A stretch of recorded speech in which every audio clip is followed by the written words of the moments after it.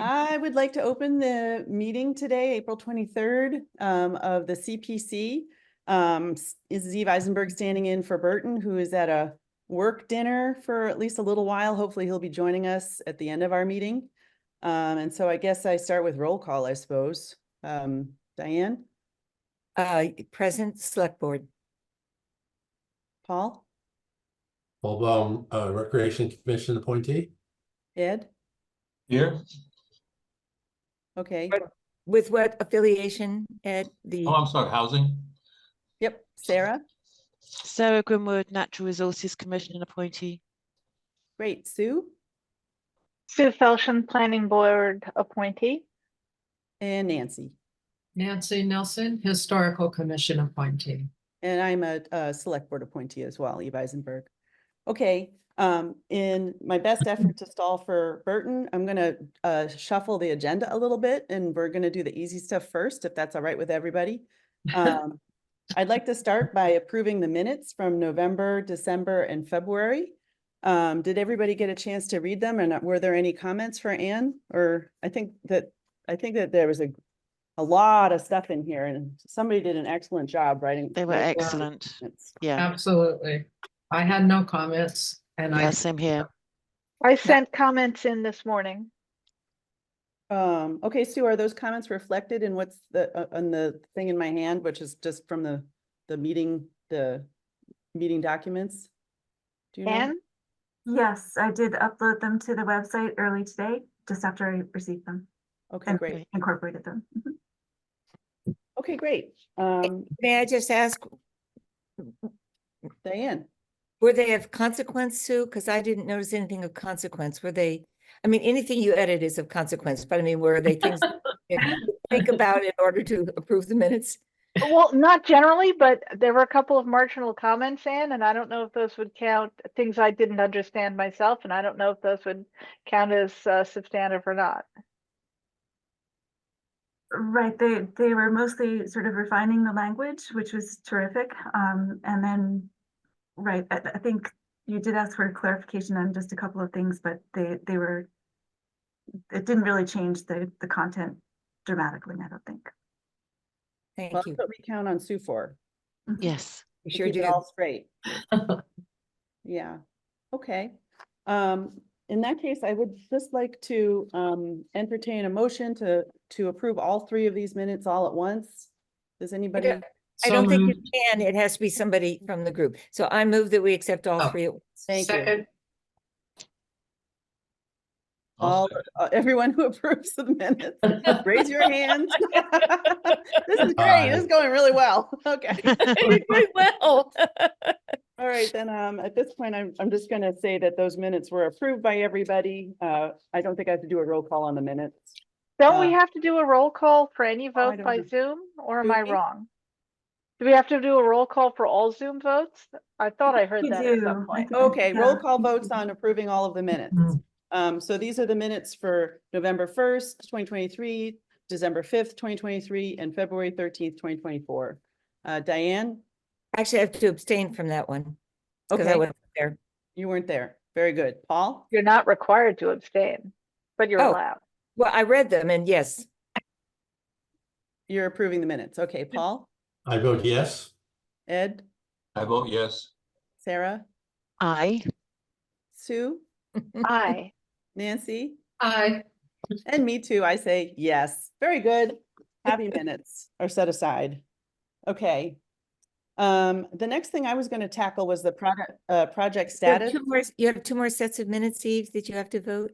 Oh, sorry, I did all three at once. Yeah, but I think you have to do one at a time. Oh, okay. Let's do one at a time. We're just gonna drag this way out. All right. So, That's the 12-5 one, because you asked about the 11-1. Boy, oh boy. okay, that, then I guess that was for November 1st. The second set of minutes, do I have to ask for another motion to approve? So I'm gonna ask moved. for motion. So I'll moved. second. All right. All those in favor of approving December 5th, 2023 minutes, say aye. Diane? No, yes. Okay, am I doing it wrong again? No, you have to go person to person, Paul. Paul, Yes. Ed, Yes. Sarah, Aye. Sue, Aye. Nancy, I, and I say yes too. That's fabulous. I'd like to entertain another motion to approve the minutes of February 13th, 2024. Anyone? I move. Ed? Second. Diane second. Okay, another roll call. Here we go. Diane, Aye. Paul, I abstain. I wasn't at the meeting. alrighty. Ed, Aye. Sarah, Aye. Sue, Aye. Nancy. I, Yes, me too. So isn't that fun? All right. We'll set those aside. I actually did read the minutes and I found them enormously helpful. I save all these minutes I myself. do too. Yeah, they're great. Yeah, Good And job. they're short Anne and to the- Co. yeah. You save them. All righty. yeah. I suppose I'd like to go through the project status overview, and I'm assuming that that's this document, this yellow and green document here. Is that what everyone else's understanding is? Yep. I'm not sure what there is that's changed since our last meeting, so I'm gonna ask Anne to let me know if there was anything that had changed since the last time we reviewed these. Okay, right, so the town, has a new accounting system. They switched over from admins to Munis. So this is actually the first update you've seen in a while. Ah, good. Yes, so it shows, so if you look at the chart, and do you want me to bring it up? Yeah, Would you- please do. Yes, Share yes, screen, yes. please. It's a lot to remember. Yes, I get it. All right. Can you all see this? Yes. Yes, Okay. Great. So if you look at the chart, at the top, we have the CPA grant award. And so the initial amount of the award. For some of these, some funding was spent in previous years. So we're just looking at the beginning balance for this fiscal year. So you'll see, with housing, we began the year with the full amount, but with others, like the Aspet River pedestrian bridge, some funding had already been spent. So the project had begun with 250, but at the beginning of this year, we were down to 51,000. And then it shows how much was spent during this year, how much is encumbered, which means, there's a purchase order for it. So the money is sort of reserved for that project. And then any money that isn't yet encumbered or unspent is shown here. Then also, Oh. go ahead. Oh. Assabet River Bridge, beginning balance, amount encumbered, 51, but the grant award was 250. So that's all. They've only, never mind.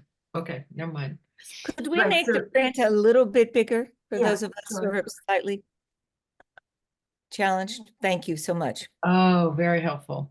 Okay, so, right, so this means, the grant award was 250.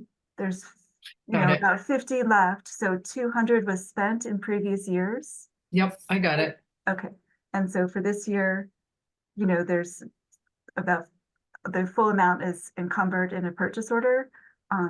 So there's somebody who's been hired to do this work. There's no Got it. money left over, but this money has not yet been spent, so Got it it. hasn't been spent down to zero yet. Yeah. hey, and quick question, just so FY 24 started in May of 20, was the start of FY 24? Wow. July 1st, 2023. July of 23, okay. That's right. Okay. So this is the third quarter finances through the end of March. I'm sorry to be a little bit confused, but this is 24, right? Am I wrong? We're in 24?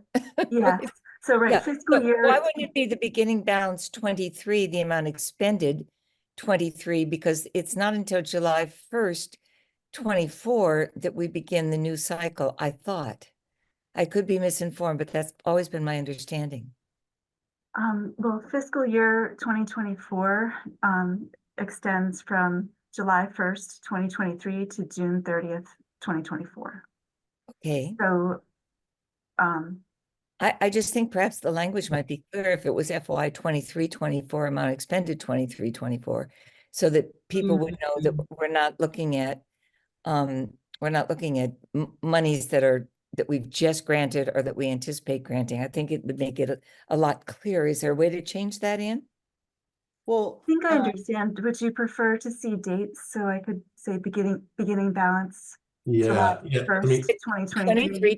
23-24 is what I would do. Hyphen 23-24 amount expended 23-24. Then Well, we know. that's going to be confusing to people too, who then think it's amount expended across 2 years and who don't understand that that means fiscal year 24, which starts in the middle of 23 and ends in the middle of 24. Yeah, And yeah. It's hard either way. Yeah, I agree with you, but we do understand. And because we do know when the fiscal year begins and ends, and people who work in the town understand when the fiscal year begins and ends. I look at that 24 and I think, so July 1st, 2024, we have 233,000. No one has been expended. I look over at that and I think that it's pending and it'll be interesting to see what happens. And see over here that status report, the spring of 2024, this money is about to be spent, I presume.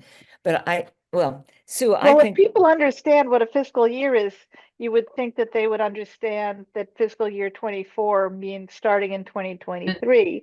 I exclude myself from those who can remember for 5 seconds when the fiscal year starts and ends and whether it's offset by half a year early or half a year late. I always have to look it up myself. But you could know, we- if you had a parenthesis, beginning balance FY 24, parenthesis, July 2023, that might help because you started that in July 2023, right? That's really Yeah. where we started. So the calendar year cross-reference would be helpful, Okay. even for people that do understand the fiscal year. Yeah, I think it's important to keep these categories if this is what's consistent with the town's accounting. okay, that's a good point. Is this consistent? also, over here on the left-hand column, it says FY 23, FY 21, FY 22. And so all of that would have to get changed too if we were changing the 24. Oh. Yeah, this is isn't this a town convention? Yeah. Okay. Well, if You it is, know, then- if we really wanted to deal with this more expeditiously, we could put a note somewhere at the top of the document or something saying, note fiscal year 2024 begins idea. on this date and ends on that date. Or note each fiscal year runs from July 1st of the preceding year to June 30th of the year itself.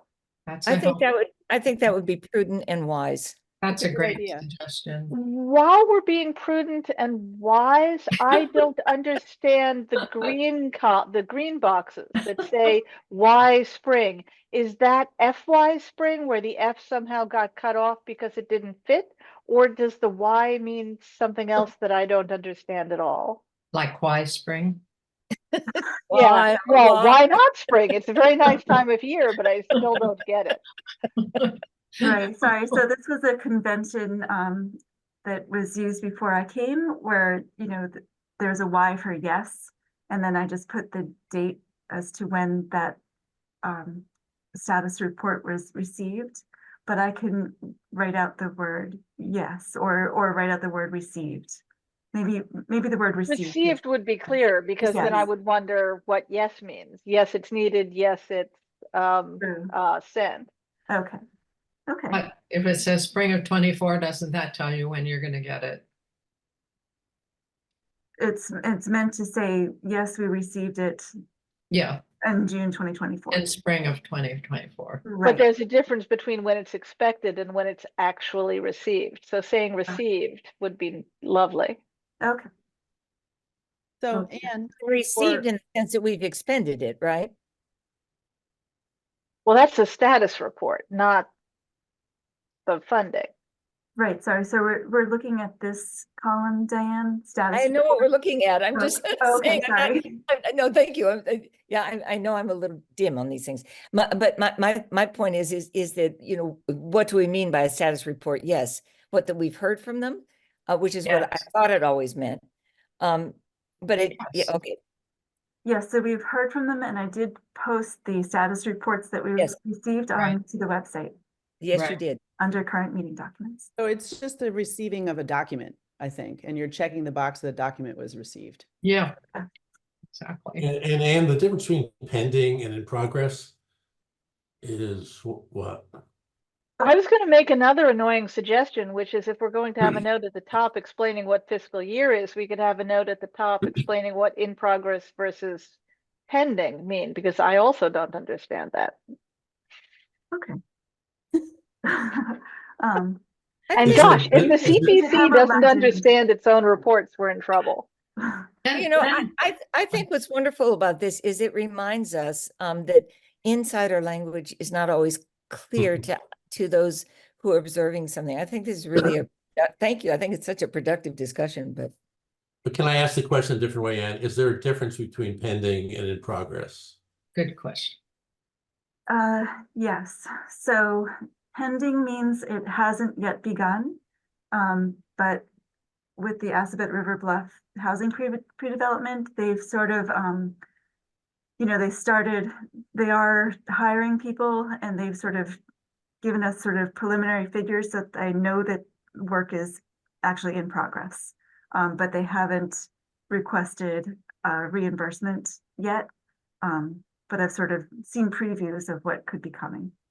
And so the buy down, the one above it, means they haven't identified a target for buy down yet? Is that, that hasn't started yet? Well, actually, now that you say that, I haven't read their status report, so I'd have to read the status report and maybe it does need updating. Okay, I don't want to torture you with this. I just No, I'm sorry, not at all. I don't feel tortured. okay, good. I think with the Assabet River Bluff project, they've been working on that house already and made some considerable progress on it. So at least that's been my understanding. I haven't gone over to look at it, but I've heard about it in various meetings. So There's lots of pictures online, I think. Well, Okay. maybe Yeah. not. No, I take it back. I take it back. Well, I did skim through their report and they did say that they'd done some work, Yeah. although only a little so far. On the existing house. Yes, correct. It's all on the Converting it to 2. that's right. It's all in the existing house. But that's in our meeting materials. That's right. So Yeah. I think I understand that pending is the first thing that happens and then a project goes into in progress and then Yeah. it nears completion and then it is completed. But I suppose we could have like a key at the end and some footnotes, like a star by fiscal year 24 and put some notes at the bottom explaining what these words are, if that would help everyone. Be very helpful, I think. Okay. Does anybody want to discuss any of these projects specifically? Or go through them? Can we go through them slowly? It would be very helpful. Open space, in progress. Okay, we know about the Assabet River Bridge. Okay, And with the Bruce Freeman Rail Trail, that's primarily the naming the unnamed. Right. Prison Cemetery. cemetery, right, design phase. So that's what these numbers are. They've started to, hire people to look at the designs. right. So The next, I'm surprised it's pending because I thought this is Junction Park, this is the West Concord Junction Park kerfuffle over bikes not being dismounted, right, and adding safety there. I thought that was underway. I don't know. Wait, which one? The second one down there, that was funding in part to take care of the Junction Park in West Concord, where the trail crosses the railroad. Right, okay, it doesn't Yeah. say Junction Park, but I see it says safety, so that could be, yeah, covered. Yeah, that's what that is. So, but I don't know. Have we seen a resolution? I didn't see a report from that one. I'll go back and look, but I haven't seen one. as Paul refers to it as a kerfluffle, and in many ways, he's exactly right. I mean, I think they were still in the design process as to what they were going to do there, and there were certain questions as I recall, but that could be a poor recall, so.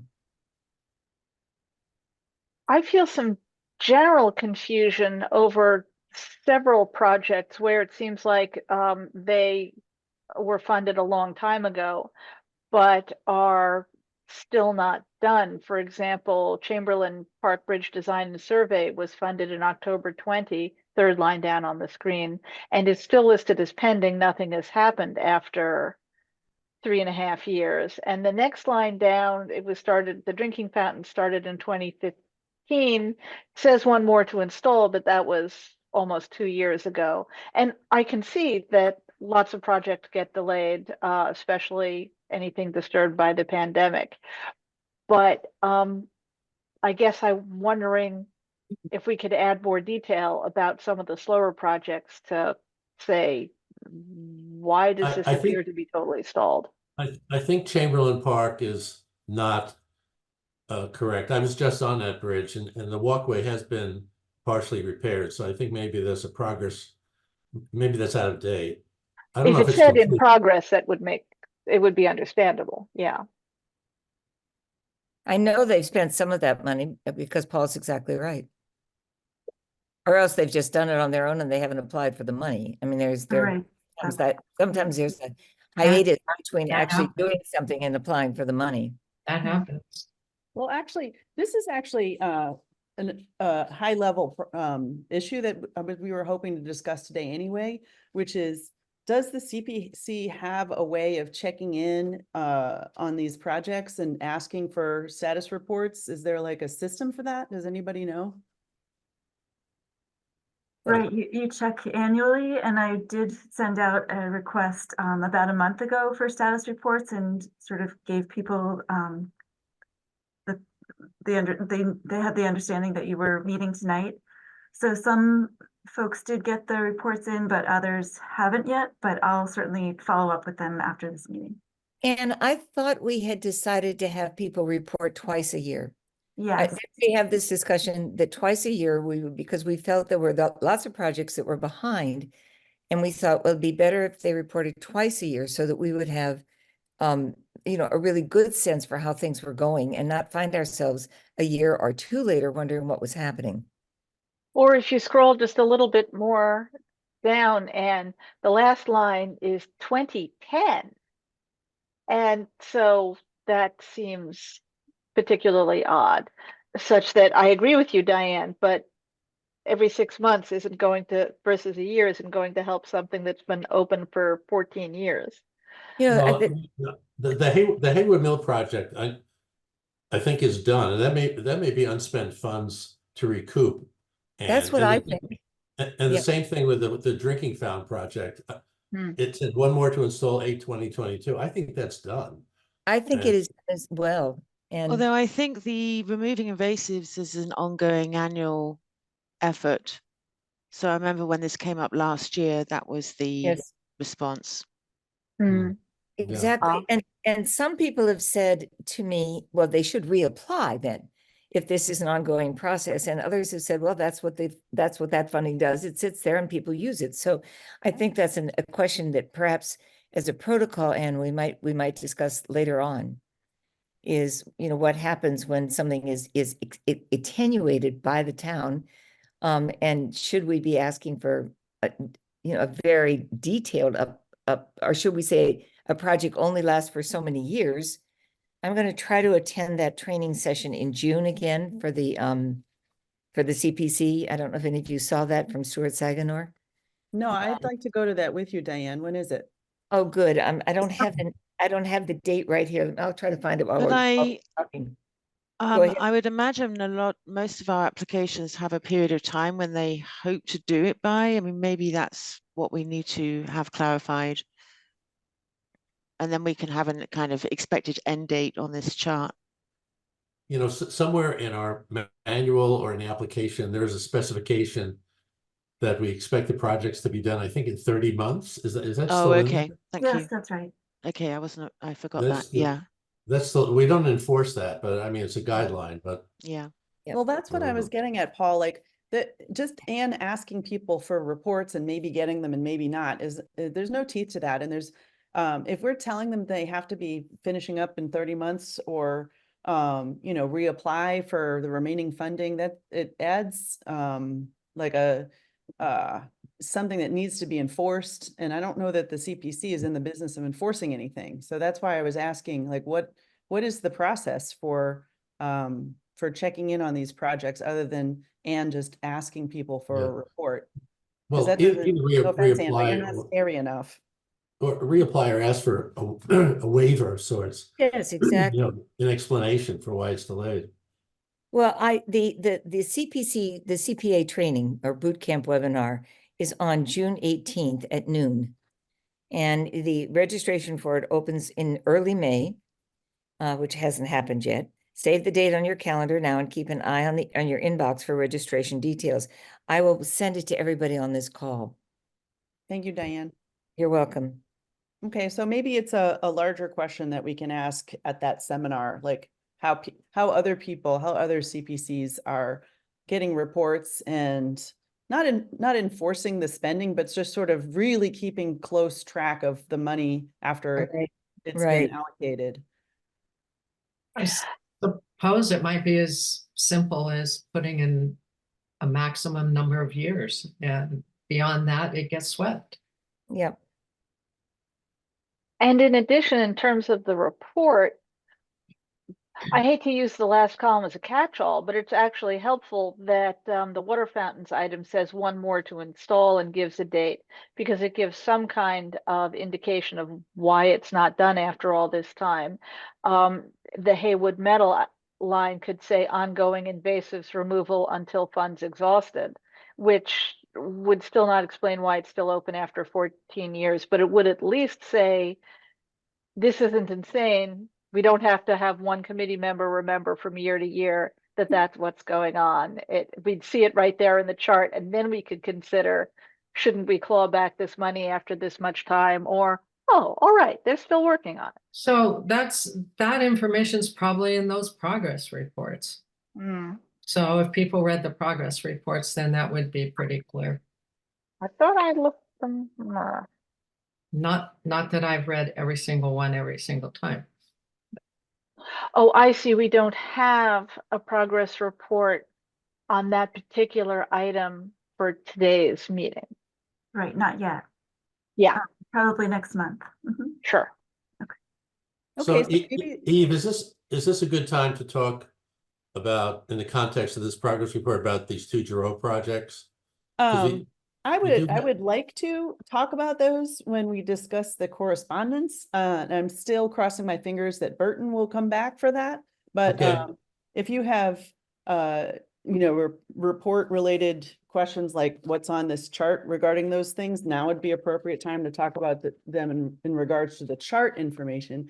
But what I'm just going to say, what I'm sensing from Anne is that a lot of these progress reports are coming, and that once they're all in, we can fill out this chart a little bit better and then have a more productive discussion about where we are with some of these projects. Is that true? Yes, Okay. this at least tells you where the finances are, but the reports are pretty critical. Yeah. Okay. Okay. And what percentage of the reports are actually in of the ones that you requested? Are most of them still not in yet? Right, maybe a third Third has of been them in. received, right, but the others are pending. Okay. Does anybody else have any thoughts about this report that we're looking at here on the screen before we move on? Well, I did have a question about the last page. There's two boxes highlighted in yellow, and I was trying to work out the math there.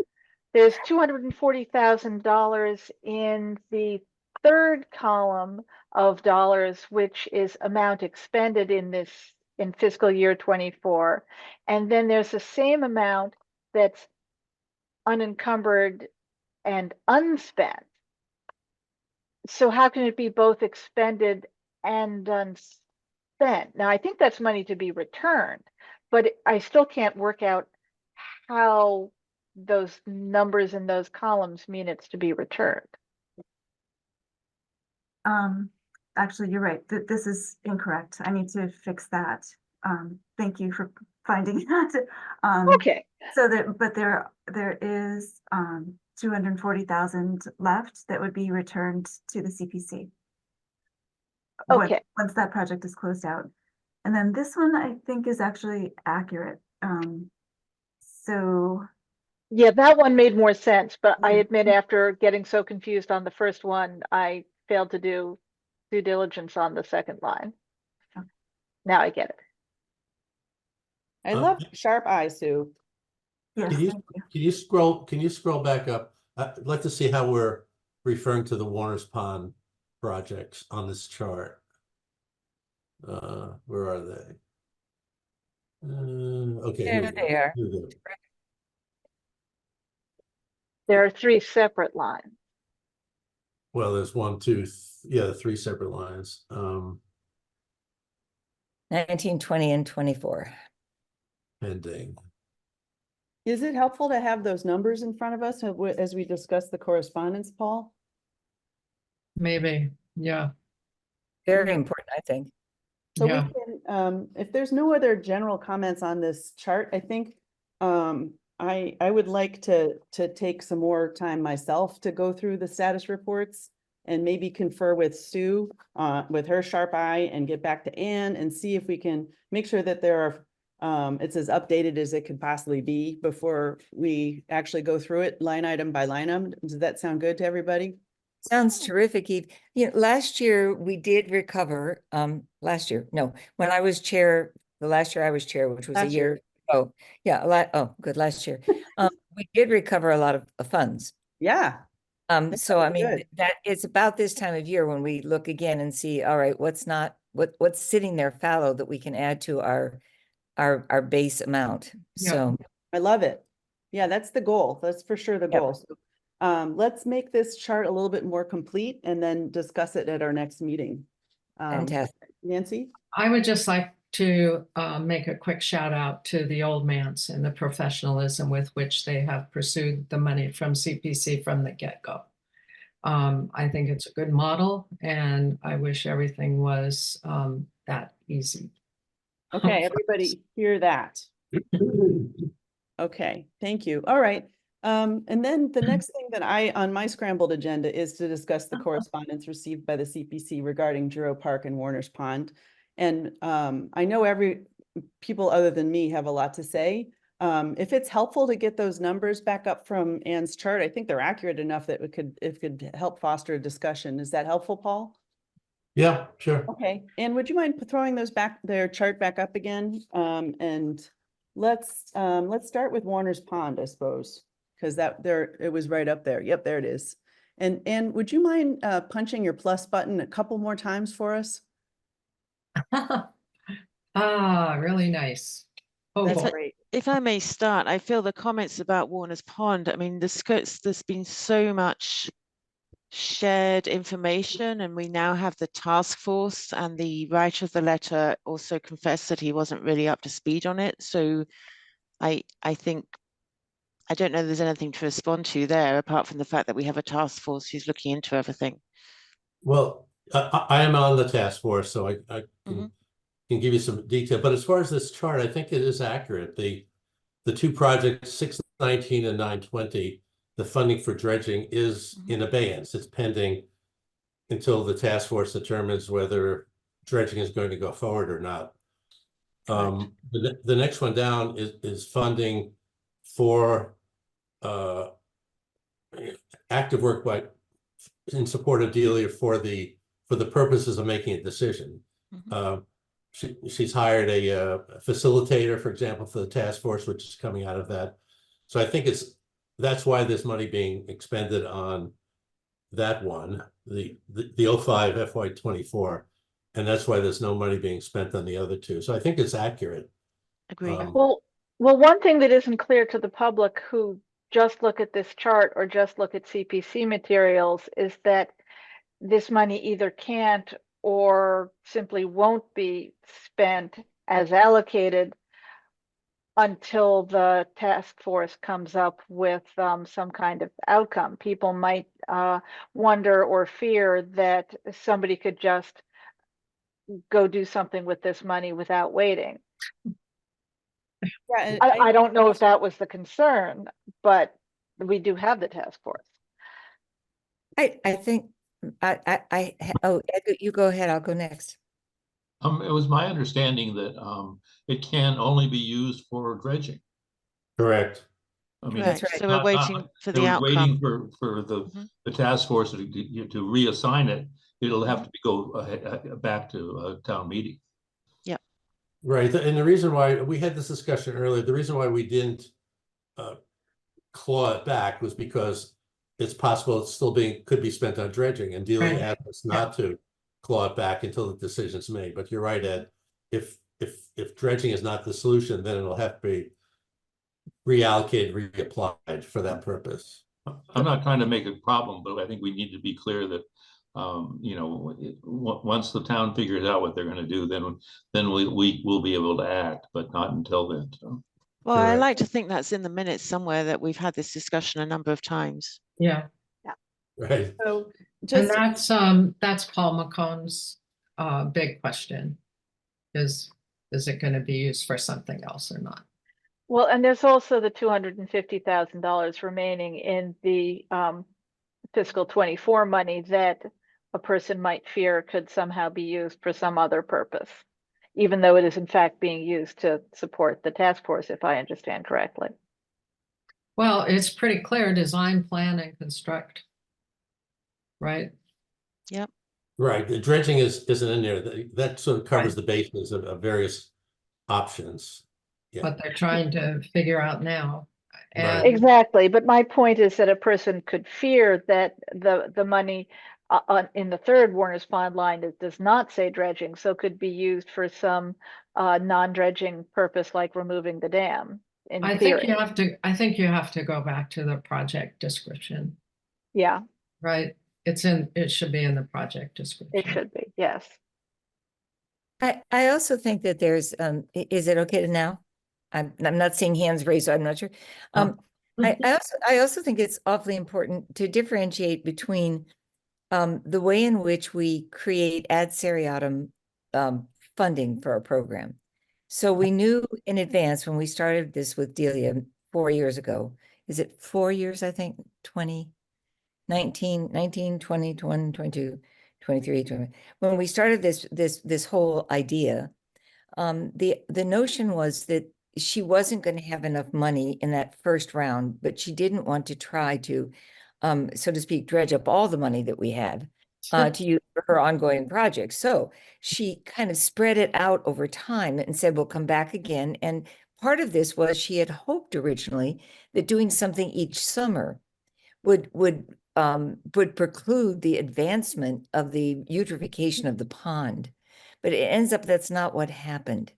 And so then she said, well, I'm going to need, increasing amounts of money to try to do this systemically in a larger way. And so we allocated those funds over time, understanding that eventually there would be enough money to undertake the massive project she was trying to manage. At least that has always been my understanding. Does anyone have a different understanding than that? Well, I just want to contribute, Burton's sent me an email which directly addresses that, Diane.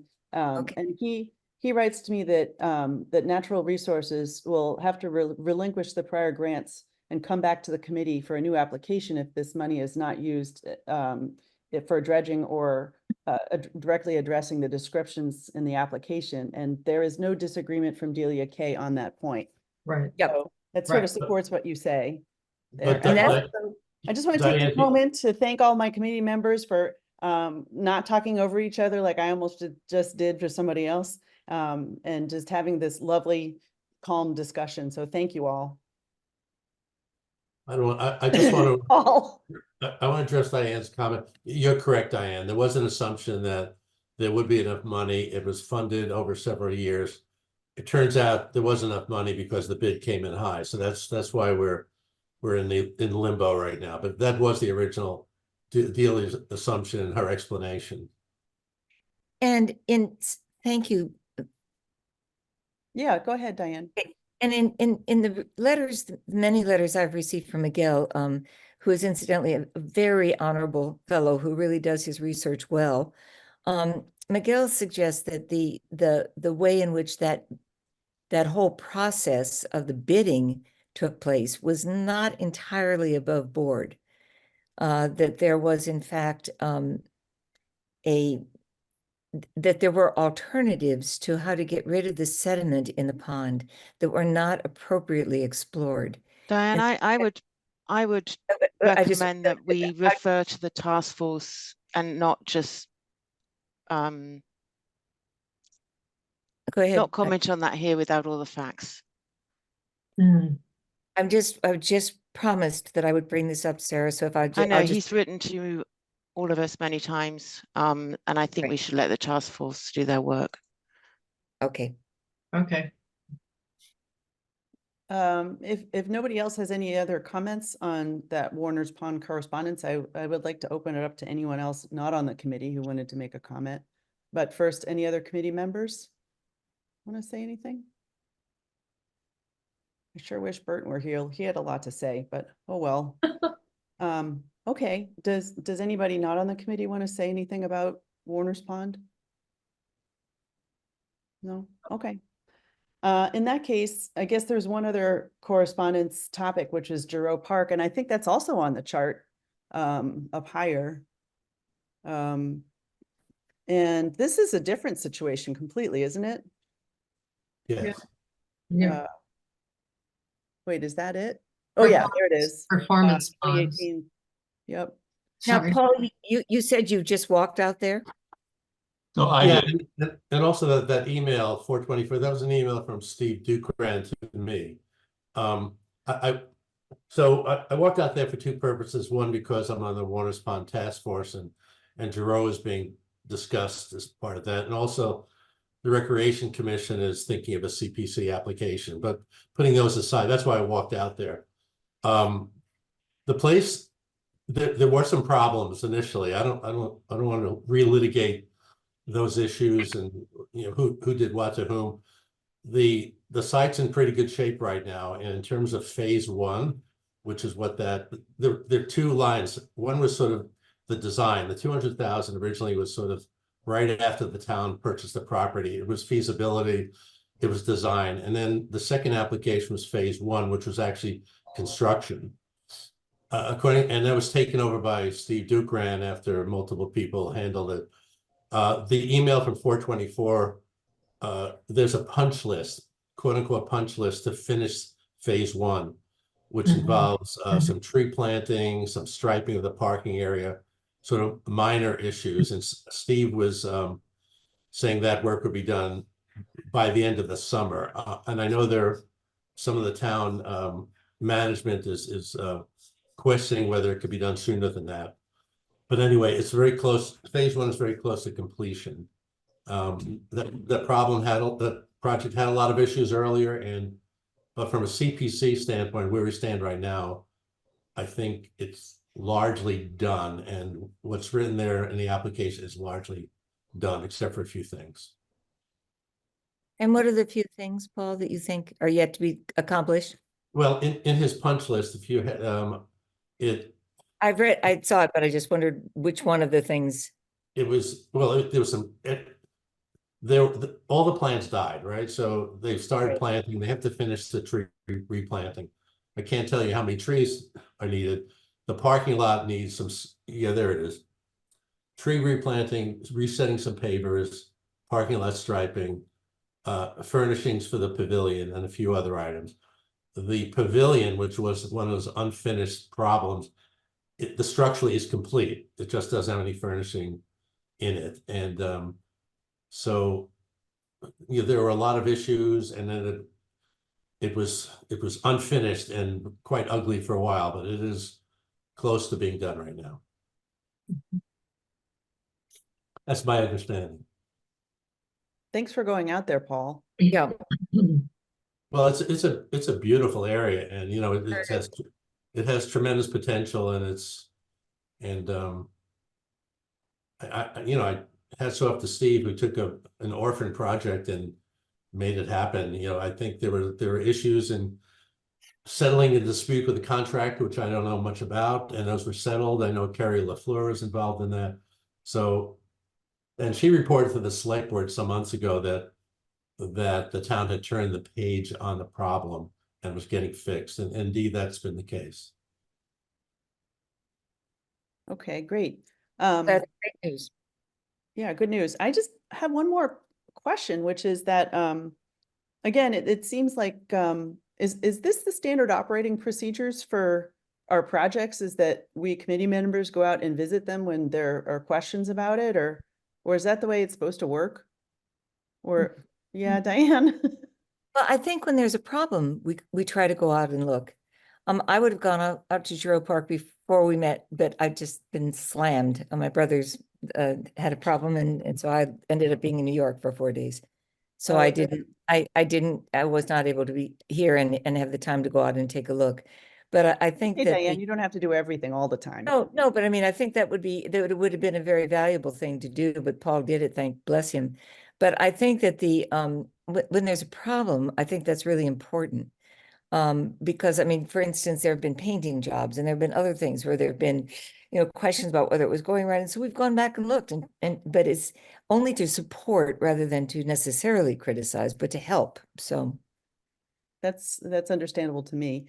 If no other committee member has a question, I'd like to hear from P. Oh, Nancy? I just want to say, I think that this committee should have people that go out and inspect the progress that we have funded to just as a matter of routine. The Historical Commission just recently requested a walkthrough of Wright Tavern so we could see what they had been doing. I think for the members of this committee not to be going out to these projects in support of the staff and the projects is a mistake. And we might be able to work with staff in advance of really big problems turning up. I don't know that much about what has happened at Warner's Pond or the Giroux site, but I think we should be more regularly looking at the projects that CPC has funded. Maybe quarterly site visits instead of once a year? Yeah, I mean, yeah. Or assign certain people to go and see so that everybody doesn't have to go to all of them. Absolutely not. Yeah. you I know- mean, yes, I agree with you. The people who kind of shepherded a project through, now one of the responsibilities that attends that is to go out now and see how it's going. And Nancy and I work, for instance, on the Wright Tavern, and she happens to be on another committee that engages that as well. So I should have gone with you, Nancy. Yeah, you probably should have. This is But, valuable. yeah, sorry. I'm sorry, I was your rep. No, no, But didn't mean it that way. I mean, it would have been a good thing to be supportive. no, it would definitely would have been, that would have been good. But I really think we have to take these site visits, next especially step. for construction and sensitive projects, we should be on site. Paul, did you that's want to all. add? Yeah, no, I second that. I may have dreamt this, or maybe I'm thinking about how each of us individually sort of shepherd the application process, but during the application process, we volunteer, we're assigned to be up to speed on applications, and there's no reason why we couldn't continue that after they're funded. It's a logical thing to do. And in fact, I think the only reason that we could, but we should. I mean, that should Yeah. be something that we just expect that we will do. Mhm. Yeah. Like, I've never gone over to see the new house adjacent to Warner's Pond, now that it's actually finished, that Habitat did. And that has been so interesting to hear about, because I go to lots of housing meetings. So I know it's ongoing and I know it's been worked, but I've never actually gone over and physically, I've driven by it, but I've never gotten out of the car and walked around, seen it. And I think, I think that's the thing we should have done. So. Yep. Well, I would love there to be some kind of coordination with the applicant as well, so that we can come at a moment that's good for them to be, shown exactly what's coming and what's already happened, and have it be less impromptu maybe, and more of an expected visit that maybe accompanies the submission of the report, Yeah. status report on some of Grand, the projects. grand idea. Yeah. Ed, are you trying to raise your hand there? Yeah, I'm sorry. I'd just like to compliment Anne because she seems to be on top of these things. Paul McCone's letter was sent out to all of us, and I responded back to her, and she said, well, we're going to talk about it at the meeting. I also had someone ask me, well, are they going to be finished at the right tavern for the celebration next year? And so I talked to her on that again. And actually there was the engineer was over that week, and they, that was what we've already talked about. So I think Anne was really the contact for issues that may come up, and people talk to me every once in a while and ask me about these sort of things, and Anne has been very good on responding. Mhm. Hey, Ann, Yeah, Absolutely. yeah. I'd like to move to Paul McCone before it gets too late. Unless somebody else wants to say something else? No? Okay. Paul? Can you hear me? Yeah. Pardon me, thank you. I'm not up on camera. I have a cold at the moment. So, I think I'm understanding that you're getting I guess the point of the reason I wrote this letter specifically with Giroux Park is, do you have enough information? I don't know an awful lot about your committee. I try to be involved as many things as I can as a retiree of the town. It's a question. Are you notified when there are problems?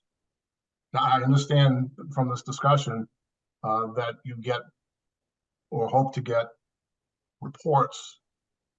Are you notified that something is a problem? And Yeah. I would Go ahead, Paul. I'm sorry. I didn't mean to interrupt. it's just I've been involved, fortunately or unfortunately, with Giroux simply by driving by it and seeing when the project was abandoned. And that's what it was abandoned. And then it went on and on and on, and the structure sat out in the weather for over a year before it had a roof on it. And I agree, Giroux Park is beautiful. It's primarily done. I think I take a little bit of respectful disagreement with Steve Dukran's assessment to Paul. I met with Steve this week out there, and I pointed out a bunch of factors of where we might not agree on what's considered finished. I think the construction of the actual pavilion is, there isn't an architect in the world that would accept it, but we're accepting. That's what I put in my paper. I'm not suggesting we should relitigate this here. It's the job over there has not gone well. And I'm hoping that this wonderful committee that does great work, and I thank you, that you're kept up to date, that you're, I don't know whether you're getting new applications for Giroux Park or you really have a real firm grasp of what's going on over there. And something that Nancy mentioned just moments ago, I think is really important, is that if these large projects, and if there seems to be any issues that are arising, a notice of a visit might be helpful where anybody that's interested Yeah. can tag along. Thank you very much for those comments and for your letters, Paul, and for visiting the site and keeping a sharp eye on the scene on this project, and I'm sure other projects that you've been involved in. And it's residents like you that really keep our town a great place to live in, and I appreciate your message. In fact, I think it was your letter, and I'm very new to this committee, but I think it was your letter that really launched this conversation on how we are supposed to follow up on these projects. Because, and I'm sure the training that Diane and I will go to in June will help us learn what other committees do for standard operating procedures on larger projects, how they get involved after the money has been allocated. But all of this is coming. So I would say stay tuned. Anyone else have, yeah, Paul? Yeah, just a little clarification. Giroux a particular interesting project. To your point, Paul, about being notified, no, this committee wasn't. But I think you have to realize Giroux is only partly funded by CPC. It's also the town has capital funding in there. And so when there was a dispute, the town took it upon themselves to handle the dispute. And it was it was a confidential dispute. It was hard, and you know, there were lawyers involved. That's behind us now, but there was and I tried to find out information about it. I just understood it was being resolved, and that was good enough for me at the point without getting to detail. So that one has particular history too, which made it difficult to find out exactly what was going on. I don't want to apologize for anybody here, but I just want to give you the little bit of a history why there was seemed to be radio silence on the project. Hey, Paul, do you know what percentage of the funding for that project came from CPC? If we look at the application itself has it in there. I think the first tranche was, I think, entirely CPC, but the second was, we had $500,000 out of 1 point over, we might have had a third of that.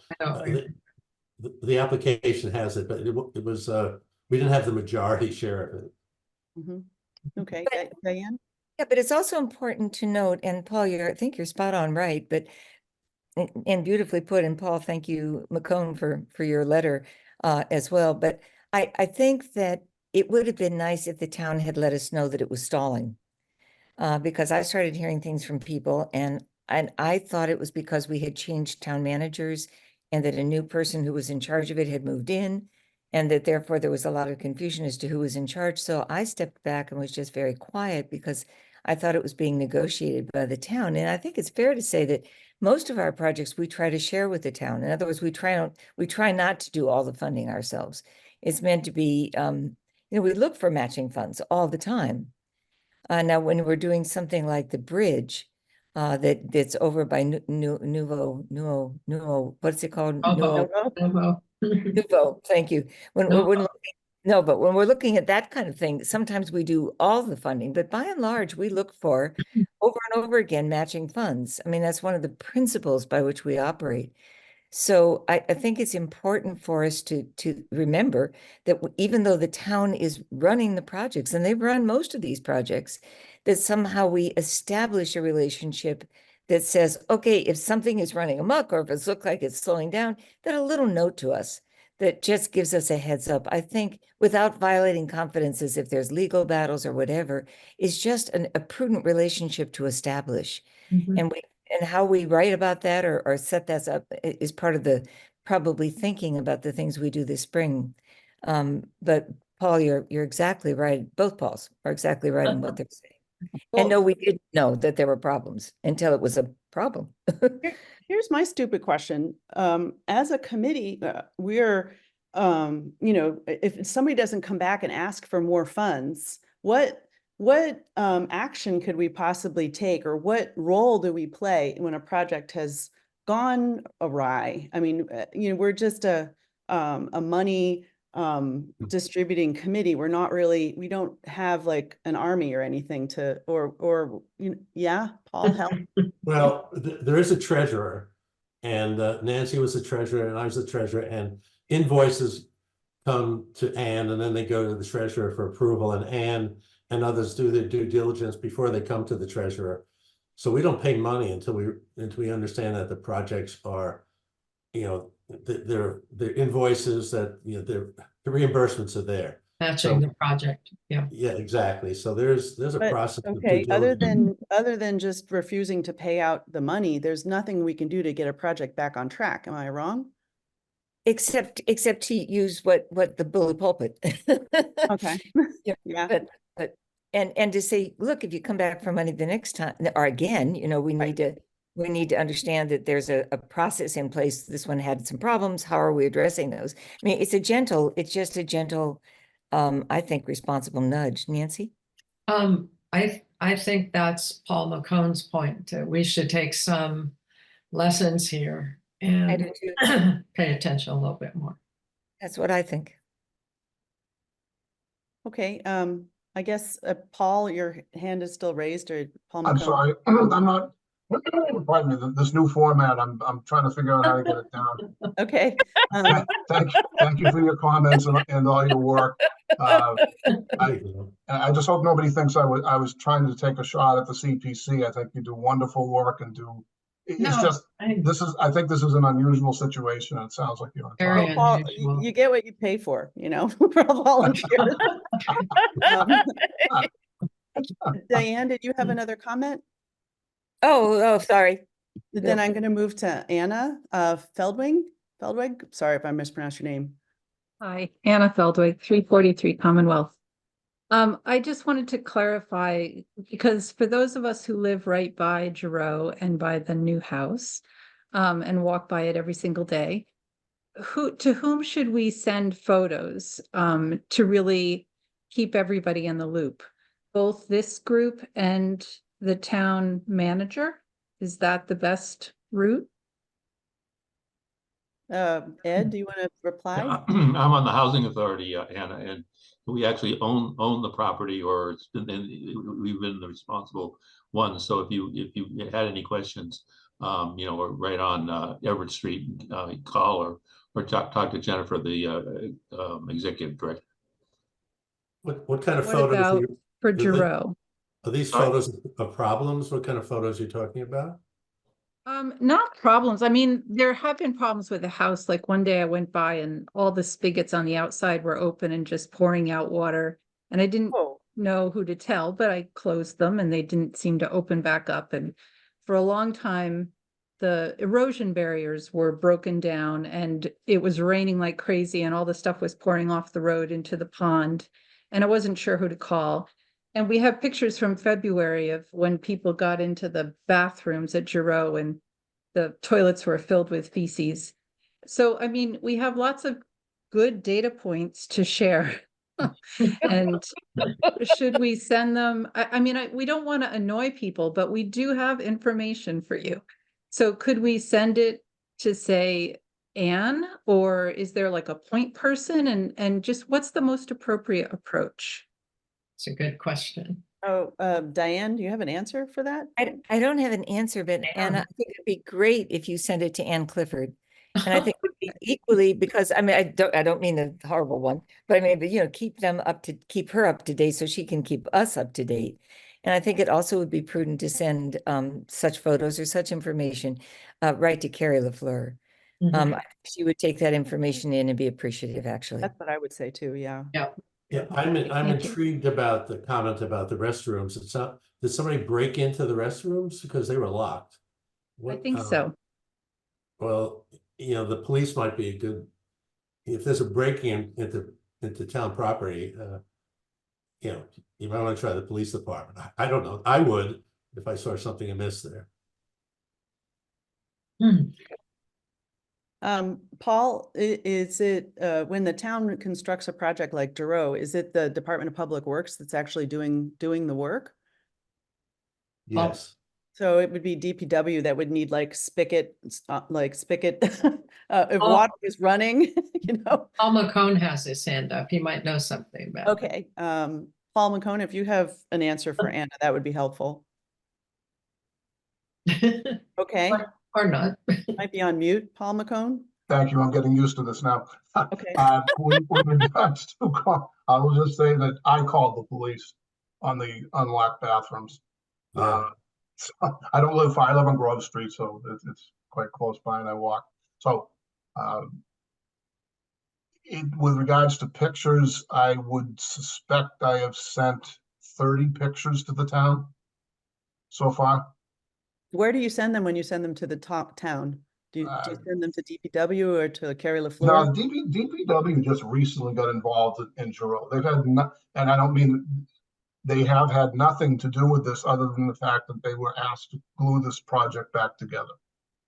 This is not a CPW project. It's a convoluted story, not for this necessarily for this group. However, this is my issue, is that I have sent multiple pictures of the problems I have, from structural to aesthetic to things that have gone south.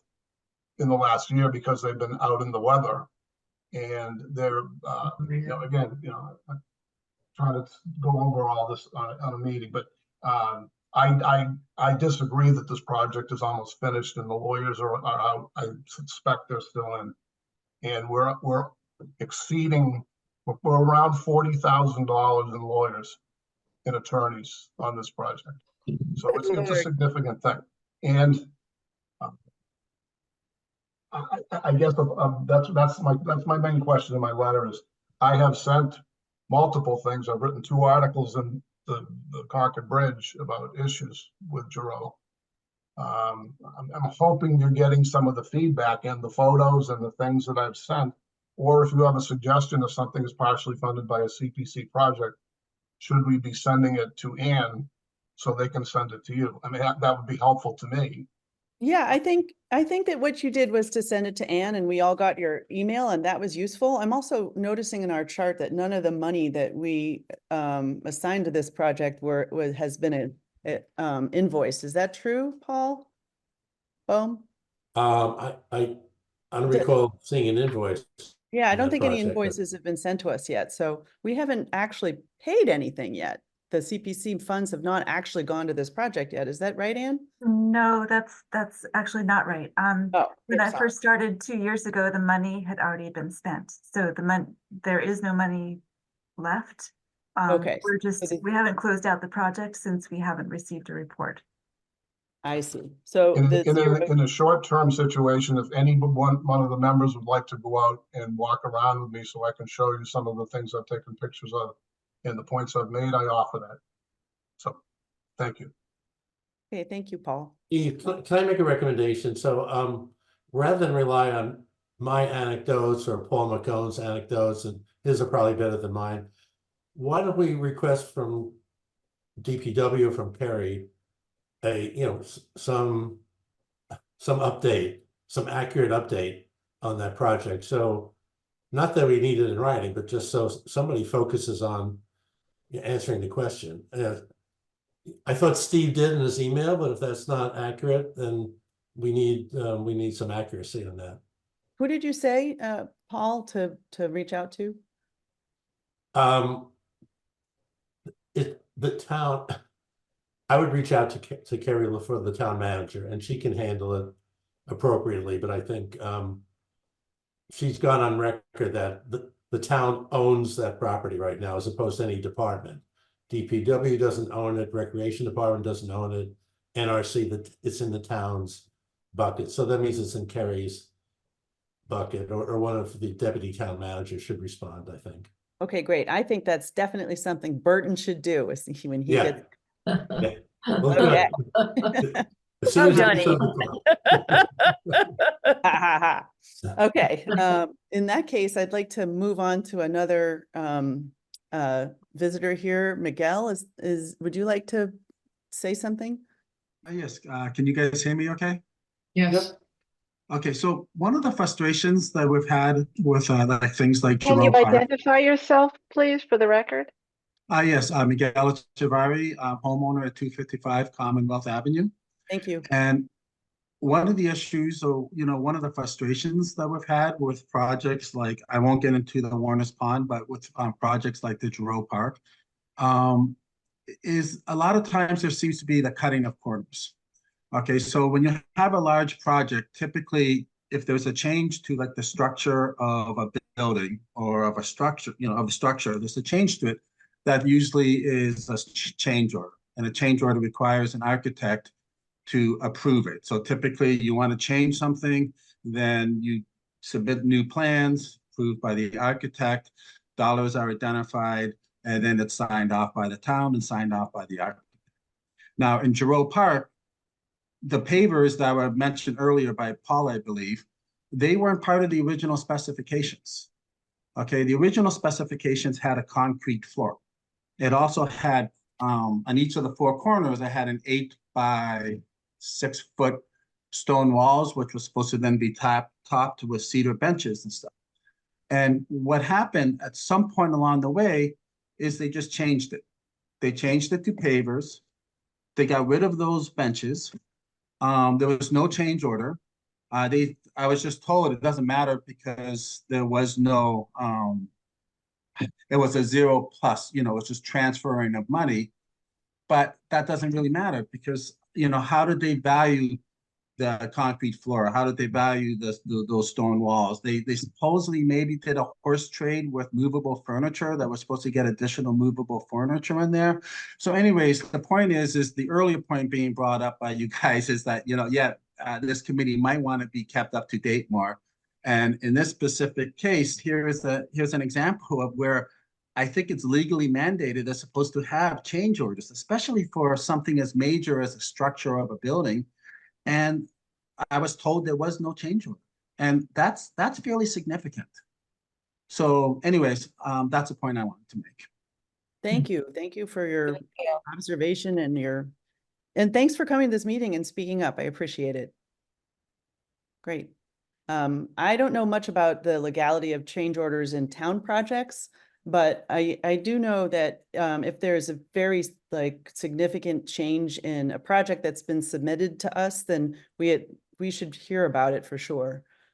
So. Well, one thing though too is I don't know how they sign off on a project. I mean, when you sign off on a project, you're looking at the plans, right? And so you're looking at the plans, and the plans say a concrete floor, and they show benches. But if there's no approval to those plans, no updates to those plans approved by the architect, then whoever's approving the pavilion is going to see something different on the plans. It's not matching the construction. So again, those are more open questions. It's possible that these changes were made for financial reasons, that prices of things changed in the course of applying for funds and they can no longer afford the benches. But I'm only guessing. It would be great if somebody would update the project in a formal way with a standard operating procedure, which you're going to hear me say a lot over the next year, to let us know what's going on and let the town know where their money is going too. Right. You're right. Because it's actually legally, I think they're supposed to have to do that, because you're right. I mean, things happen, and you have to make changes to a project, but there is a legal process to do it. And it doesn't seem to have been followed in a major way on this project. But thank you very much. I appreciate it. Thank you. Does anybody else want to respond to that, or we'll move to the next? Christine and Paul. Okay. There's Christine, one maybe you want to tell us what your name actually is and where you're from. I will do that. My name is Christine Denaro, and I'm on 189 Commonwealth. Thanks. And I just wanted to ask a question really about the bathrooms, if down at Giroux, or talk about the bathrooms, because I was under the impression that the bathrooms were supposed to have been completed in the fall. And I know that the Bruce Freeman Rail Trail had put in their own portable bathroom. And that was there, I think, until November, December. And it was supposed to coincide with the opening of the bathrooms at Giroux Park. I went to Giroux Park. I mean, I go there, I go by fairly frequently because it's only down the street. But I went there in February, and actually I was with Nancy Giroux because we were taking a look at the park to see how it was progressing. She wanted to see it. I mean, it is her namesake. And actually the door to the ladies' room was unlocked. I've been there since, and it's been locked, after that. So I don't know why it was unlocked. Maybe somebody forgot. I don't know, but it was a disaster, as Anna had mentioned. But having said all that, I am curious if anybody knows what the timetable is for the bathrooms down there anyways. I don't have that answer. Paul, do you know? Well, I thought all the bathroom issues I was unaware of, and it sounds horrible. My understanding is the Board of Health had to sign off on the bathrooms before they could be used, and that hadn't happened yet. That could be old news, and it may be overcome by vandalism and everything else. I think it's a question now back to the town, to Steve Dukrand, because his email to me did refer to the bathrooms as far as finishing the project. So I mean, that as a follow-up, Eve, to get more information, we ought to inquire about the status of the bathrooms, because they are an important part of the project. Mhm. And Christine, I thought they were finished and awaiting the Board of Health sign off, and that's not the case. So, Yeah, I don't think so. I mean, I did go down there like last week, and there were a couple of guys from the DPW cleaning it. And so I asked them, I said, do you know when this is going to be open? And he goes, I don't know, a couple weeks, few weeks, I don't know. So, but So there's your, Yeah, answer. A couple weeks, in a few weeks, just be patient. I mean, and it wasn't really for him to say, but I asked him anyway. So, but So thank Steve, you very much. is Steve the project manager for this, for the town, Paul? Or is he I just think if I can be a little facetious on this, the good news is that this is a great example of how not to do things. So if the town wants an example of how not to manage contractors or not to have change order, I think there's an awareness that there's a flaw, Miguel and Paul and others, and there have probably been corrective actions, which I'm not aware of, but yeah, this is a poster child for project that still is not in control as far as what I've heard tonight. Yeah, I'm glad you guys took time out of your day to come to our meeting and to voice your concerns, because this meeting is being recorded, and we can also use your words, send them to where they need to go. We're not project managers of this project, but hopefully we can track down who is the project manager for the town and find out why things have gone awry. And so thank you for letting us know about it. Christine, did you have your hand up for more comments? Oh, no, I'm sorry. I'll take That's that okay. down. No problem. Thank you. Miguel, did you want to circle back on that? Just very quickly, Chris, on the bathroom, I was just told today that, I mean, there was some kind, it failed inspection a few months ago. Supposedly they made the corrections and they're looking to open up the bathrooms again. I think supposed to be this week, but there is an issue that needs to be addressed, and whether or not our insurance will cover the bathrooms being open if the site is not signed off on. That's a question I had. I was just commenting on what Chris had said. So thank you. Yeah, more good information to share with the town. Thank you very much. Thank you, Miguel. And Anna too. Thank you all. Okay. Unless somebody else on our committee wants to speak up about any of that, I'm gonna move on with our agenda. Does anybody want to have any wrapping up comments, Diane? Anybody? No? Okay, good. No. Alrighty, I think we've got the message loud and clear that something has to be done about this, and it's probably on Burton to find the project manager and share with them the news. Okay. But it's very Can I serious. ask I you don't mean to be Can laughing. I ask you a question, Eve, as an architect? I mean, do you, when a project changes, what are the protocols? I mean, do you have to get a Well, Something honestly, signed, Diane, and I don't what is- work on projects that are funded by tax dollars pretty much ever. But private? Okay. in the projects that I've worked on, change orders happen all the time. And Okay. usually the protocol is the change order is approved by somebody before the change is made. Otherwise, the change order is not paid for. And so with this project, I don't know if it's Steve or someone else is the project manager, is approving change orders and is just not telling people about it. And honestly, I don't know how much of this, because it's town funded, is got to be public information and posted somewhere, but I can find out stuff about that. I'm curious too. Does anybody else know about town projects and how public the change orders have to be? And probably. And So I believe on this project, since it was in dispute, my supposition is that to settle the dispute, there were certain agreements on how to proceed that should have been codified somewhere. Whether to call it a change order or a quote unquote settlement agreement to proceed. I don't know how to characterize it, but I would expect that there's some writing to the effect of why concrete floor went to pavers somewhere.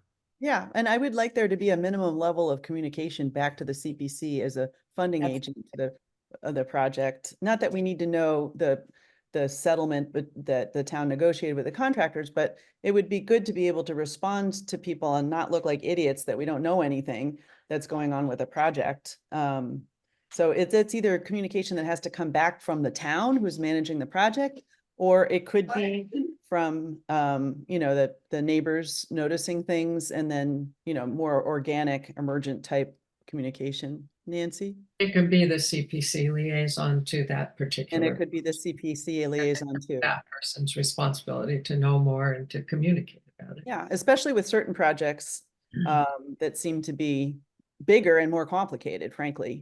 Absolutely. Okay, Okay, we got that point. we got that. Yeah, we did it. Thank you okay. for thank you for explaining change orders, because I've never done anything like that. So it was very helpful. Thank you. Yeah, change orders happen when you have a fixed price job. They don't happen when you have a time and materials job. And I can never imagine a job funded by the town or anybody that wasn't a fixed price. So Yeah. anyway, Okay, more on thank that you. later. Okay. Let's move to the discussion of the upcoming 2024 annual town meeting. And this is where I was seriously hoping Burton would poke his head up like a Muppet and comment, but he did send me what I was supposed to say if he didn't show up. Which is that he, hold on one second, I'm sorry. Burton? No, not Burton yet. Okay. Here we go. Yes. Okay. So he says, that he, will be providing presentation at town meeting, which Anne has already submitted, and it was approved by the moderator. And he also presented this presentation to FinCom and the League of Women Voters. It's slightly different than that because I happened to notice that he edited it by taking out a few pictures and making it all the same font. So that's how it was edited. But anyway, that FinCom is opposing one project, the 250 trees, but he has informed the applicant in that, and I think a bunch of people are going to show up to town meeting in order to talk about the 250 trees. And then Anne and I were trying to discuss over email, but Anne only worked for a city before, and I'm new to the committee, so I don't really understand. I guess FinCom will support an amended warrant article, I suppose, and then Burton gets to stand up and reiterate that he would like to propose that the whole warrant article be voted on. Is that right? Anyone want to help me out with that? That's right. Diane?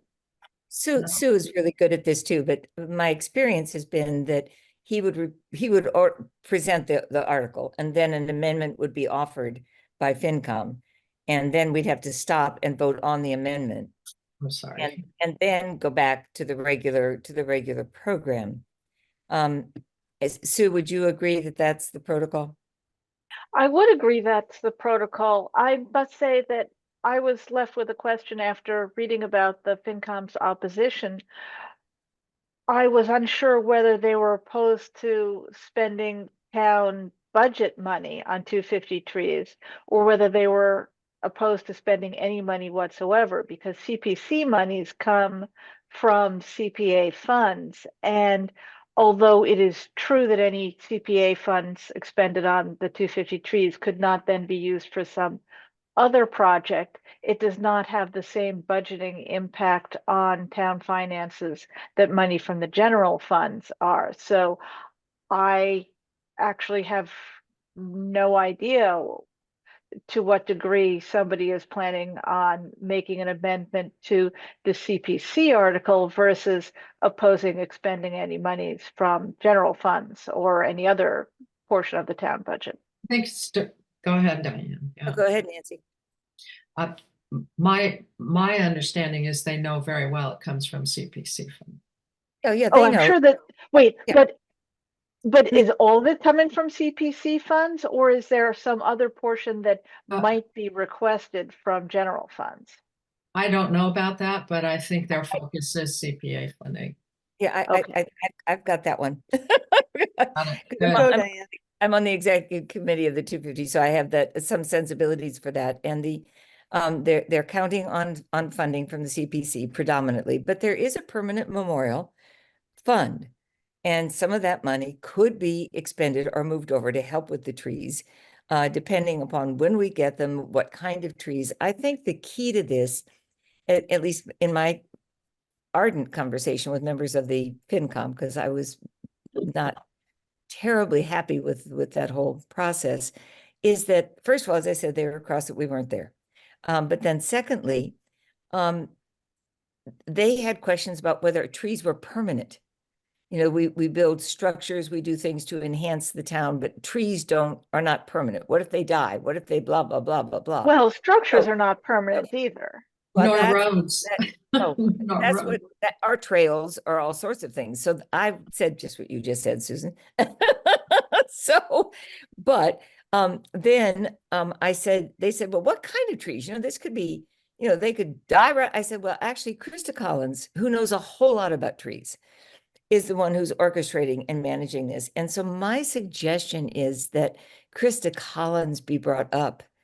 And I suspect Burton is doing that, but if he isn't, can we send him he and I were supposed to talk last night and things just they went south. So we neither one of us were able to get to each other. But I think Krista Collins is is the key, because she really, first, she's respected in terms of that world. And secondly, she's going to be talking about the kinds of trees we're planting, which are long-lived, sturdy trees. And this notion of them just being planted anywhere is not what's going to happen. They're going to be, you know, planted in clusters in certain areas. People can name the tree and have your name, you know, a little plaque put on it. I mean, all sorts of things can happen to help. You can buy the tree, Nancy. Alan told me he'd buy a tree for me. So I know you can. And I even know how much he's told me how much, but I can't remember right now. Maybe they're going to put a plaque on the tree, but he told me no. Well, anyway. No plaques? No plaques? I don't know. Name plaque. I thought he was going to put my name on a tree, but I don't know. Oh. Maybe Well, not. Krista will have more to say about It's that. the thought that What to counts, say about that? Diane. I'm sorry. Burton says that the applicant and several others are coming to speak at the meeting, so. Mhm. Oh, good. Okay. Paul, did you Fantastic. Sorry. Yeah, so the application has 125,000 from CPC and 125 from other sources. That's what I thought. Yeah, and it says private funds will be sought. I'm not sure if they've identified that. But I have a question as far as the process, and Diane, you know this better than anybody. Can FinCom offer an amendment, or can they just say that, can they offer an opinion and then an amendment has to come from the public? Well, you know, Paul, the one time they tried to stop something was the year when I was presenting to the town. And we had some big negotiation behind screens at the town meeting while we negotiated. And it was Parashar and Chris Reynolds and somebody else who said, oh, I can't even remember what it was that they had their knickers in a twist over. But we were able to finally discuss with them that yes, something was okay, and yet here was how the funding was going to work. And so they got off their high horse as a committee. But then on the floor, Christine Reynolds started in again. No one would remember this. It was just what I do because it's the one at whom she was firing. But thank heavens, Delia and others had really prepared me to be able to answer the questions that were asked. And in the end, it was passed overwhelmingly. So I think it's opposition to something, not necessarily an amendment to something. And they would recommend that we vote all of it except F. So how Carmen Reese will handle it, whether she sees that as an amendment to the motion or whether she sees that F needs to be pulled out as a special item on which to be voted. I've seen both happen. But I'm just, and we precluded that happening last year, but this year it may, so. Yeah, Okay. I think the amendment has to come from the floor, but I could be mistaken. I just wanted to answer that, Paul, which is that a voter has to make the amendment. However, every member of the FinCom is in fact an eligible voter, and any member of the FinCom could make that amendment. Right, Speak as for not themselves, as FinCom, but as themselves. yeah. Correct. Although they could do so, for example, saying, I'm doing this as a member of the FinCom with the approval of the majority of the FinCom as we have voted, if they so felt, or they could just do it on their own. Right. And what they could just do is say, I recommend we don't vote for item F. Well, except that we don't pull out individual items unless somebody causes that to happen. That's right. Well, I think with everything else going on, I hope we don't have a fight over trees. I mean, Well- hello. I mean, of all the things to fight over, I just feel weak-kneed. Yeah. I guess we'll just have to be glued to our seats during the meeting and to find out how this will resolve. I think that's where you're doing a wonderful job. Am I? I don't feel Yeah. like that. Oh Okay. my gosh, you're doing a fabulous job. I'd like to move on and maybe talk about the discussion regarding specific conditions for grant agreements and MOU for new projects. Ann and I were briefly trying to understand this. I think that for our warrant articles, after, I mean, assuming that they get approved, we then write, or Ann writes grant agreements with an understanding, but I'm not sure, like, do we go through each of our warrant article projects and decide if there are extenuating circumstances that we want reports, or we want something to be done before something else and have that written into the grant agreements? Is that what we're up to? I don't think I even understand the discussion. So could you help me? Well, I mean, maybe Ann, you could help relay our conversation from before. Sure. There are certain, most grant agreements are really very straightforward. But there may be some that, you think are unusual that might have different sorts of requirements that you'd like to include. And so I was just hoping to get a preview of those before I start drafting them. Or alternatively, I can draft them all, you can review each one, which, I mean, you'll be doing anyway. But if there were certain things that you felt strongly about now, just that you'd like to share with me, I can make sure that those are included in the grant agreements. So I'm going through in my head the small number of projects that I was involved with this fall. And I don't think that there are any outstanding items for the APOD for White Pond or the other ones. But does anybody else have a project that they think they might want something written in the memorandum of understanding for the grant agreement to qualify our funding? Not only do I not, but oh wait, Sarah, you go first. Well, I'm just wondering if we are going to get questions about the Warner's Pond money, and if we need to be ready with a statement or something about that. I don't think that there's a new application, is there, for Warner's Pond this year? I think it's one of the ones. Oh, it wasn't this year? That was last year? No, Oh gosh, time flies. Catch up, Sarah. Okay, yeah, I mean, sorry. Don't have to Oh, worry we about would- that. We would Oh, that certainly makes get me feel questioned. much better. Okay, thank you. In fact, I think that's the night I wouldn't be there. I'm at home. Good luck. Yeah, okay, that no, makes me no. feel a lot better. I was a bit concerned about how that would go. Okay, thank you. No, Okay, I think we- what I was going to say is that I think if we run into projects where that's a concern, we need to be reminded to bring those up. I would love us to have a meeting after this one sometime in which we distill the good ideas we've had tonight and put those in writing and make those part of a presentation of any application that an organization makes, that these are the expectations, that these are the things we'll be looking for, the da-da-da-da-da-da-da-da-da, and go right down and through that whole process.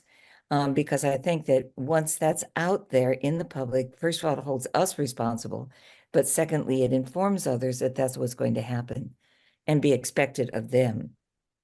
So they know. That could be part of the application for next year, but I wonder if it could even be part of the grant agreement for this year, that we have expectations about reporting or site visits or notices of change orders or anything like that. And that's going to be a case-by-case basis. For example, I guess the applicant who wanted to preserve a historic document in the archive of the library would have different requirements than funding an engineering report for the steps next to Kennedy Pond. You know what I mean? They're different. They'll have different things that they need. But Ed, I cut you off. Were you going to say something, Ed? Well, I want to compliment Eve for running a really good meeting tonight.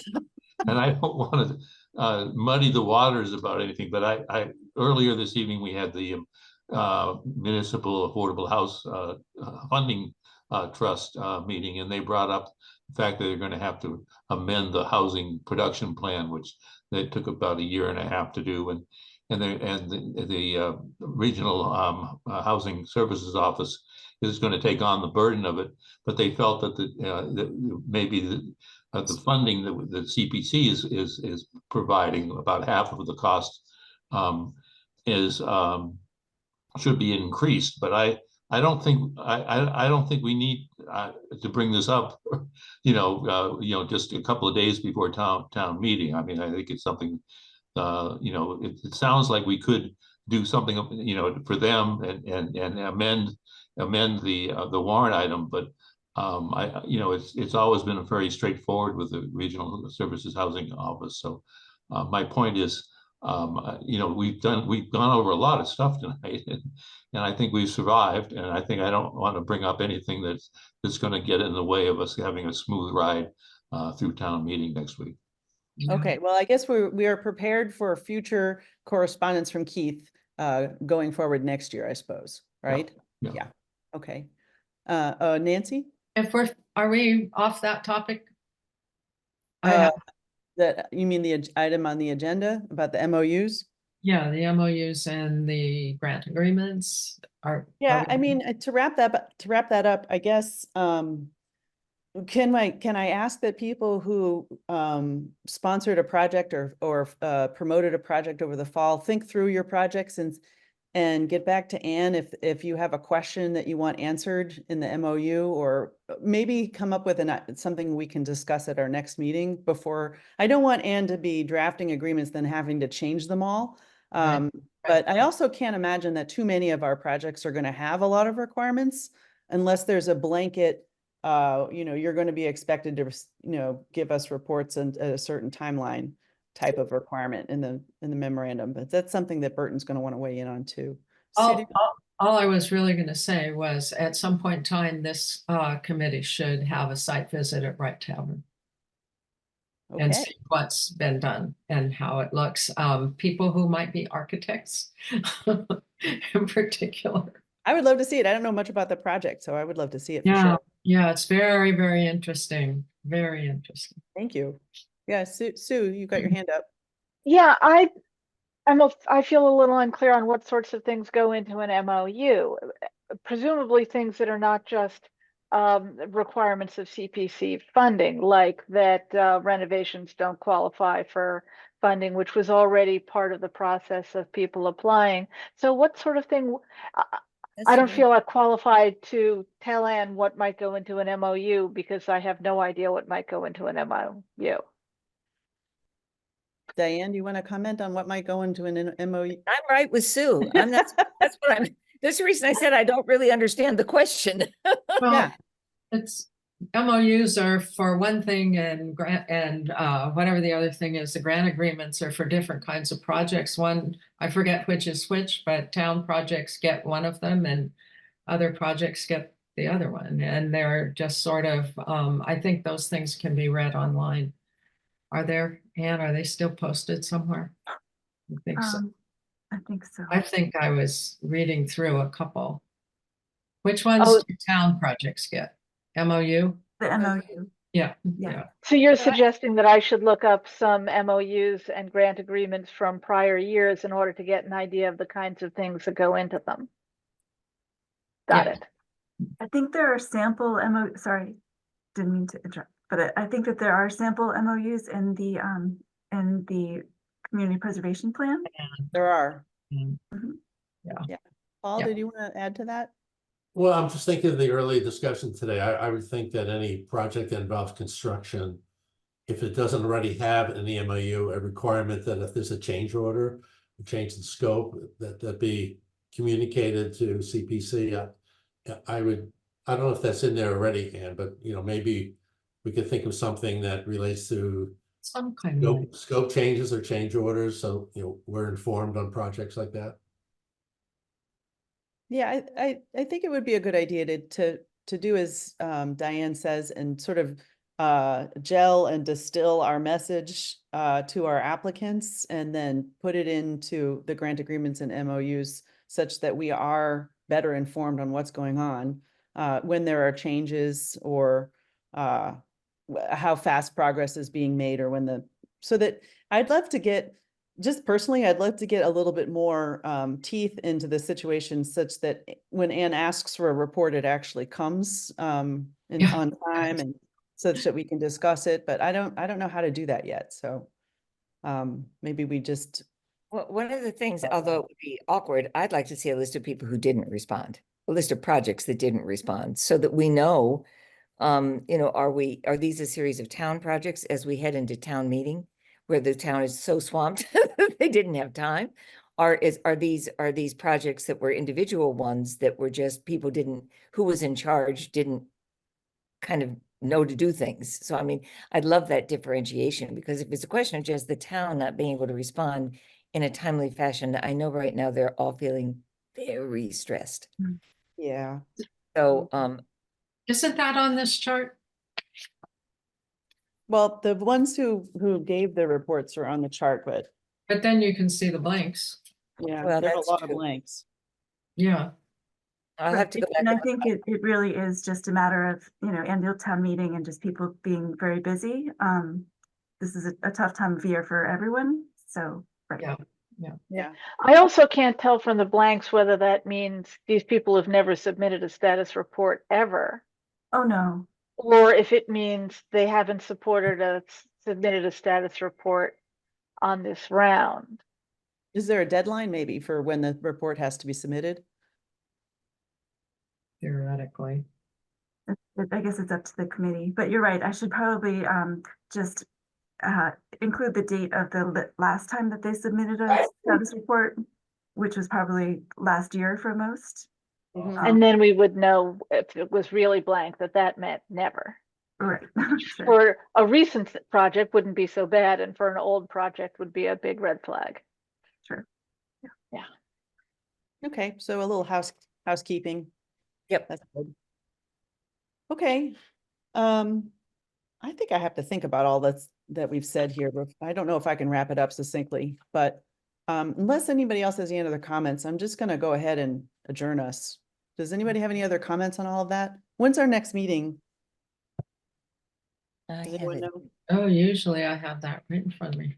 Nope. Yeah. Don't know. What you doing, Nancy? Don't know. It's May 14th. May 14th? May Yeah. 14th, yeah. I'm not gonna be here, so just heads up. Okay. We're actually traveling for the first time. Okay. We're going to Rome for our 56th wedding anniversary. Hey, congratulations. Sounds Yay. like fun. So, yay, here we go. Okay, well, maybe I'll just wrap up by saying that by the May 14th meeting, maybe we'll have more information on this, on Anne's chart. And we'll definitely have results of town meeting by then, so we'll know more about what's going on with the trees, et cetera. And hopefully we'll be able to add more language into the grant agreements, the memorandums of understanding, or the new applications for next year, distilling what we've learned today. How's that? Yeah, and as we send out the agreement, which I presume we do after town meeting, saying it's a go, we should also include this list that we're making, so that we start this right now. Yeah, that sounds good. Yeah. Okay, well, thank you, everybody, for being here, and for our special guests as well. Oh, Nancy. Can we ask Linda Escobedo how she- Let's talk to Linda. Linda. Yay, it's like. a Linda, round- how did we do, Linda? I listened to every word of it. You always do, you're just amazing. Actually, I think there were some really good conversations tonight in terms of strengthening your process going forward. I mean, that's my take from tonight. A lot of work to sort of capture that and cauterize that, but I think codify that, but I think I love cauterize it. That's a no, don't do that. Don't do that. And then the other thing I would say is that yeah, do anticipate some pushback perhaps at town meeting. And you know, as all of you already know, it may be important for individuals to stand up sometimes towards the end of the discussion. Gotcha. In support of what you're trying to accomplish. Gotcha. So that would just be my parting words. But thank you for all the good work you do. Thank you, Linda. I appreciate it. I mean, And with that, and Paul, yes. Well, I'd like to add, I'd like to thank Linda for being our select board liaison for these years. I think this may be your last liaison meeting, if I Oh, calculate correctly. One, That's correct, Paul. I'm gonna miss all of you. But But you can still maybe, come. maybe occasionally I'll check in. Good. Hey, you can Right. join CPC. There yeah. you go. As I was on several years ago, right? Right. But Linda, you've always been such a help and such a good guidance, and we've all learned so much. That's reasons I've That's learned a re- lot from all of you. Thank you so much. these liaisons are so important. Thank Yeah. you, Linda. And thanks, everybody. Let's adjourn. Good Okay. night, everyone. Well, Okay. Good time well done, meeting. Eve. Well done. Bye, everyone.